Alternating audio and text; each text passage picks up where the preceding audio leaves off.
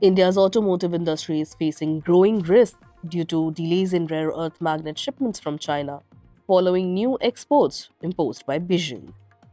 This is according to a report by CRISIL Ratings, which says continued disruption could hit electric vehicle production, delay new model launches, and weaken overall sector growth.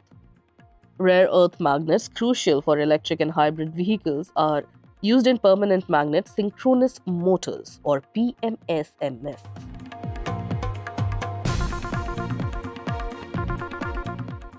that deliver high torque and efficiency, while internal combustion engines, ICE, rely on them to a lesser extent.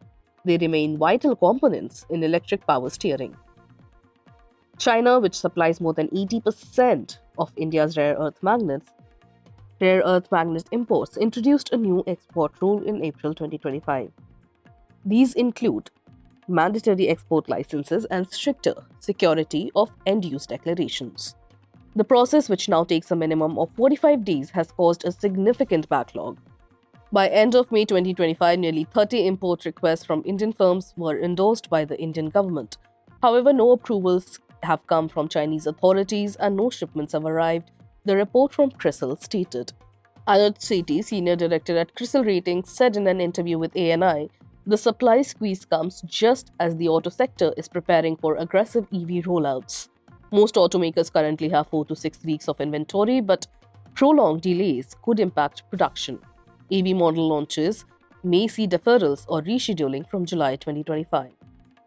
Domestic passenger vehicle volumes are expected to grow 2 to 4% in 25-26, with EVs projected to rise by 35 to 40% and electric two-wheelers by 27% according to CRISIL.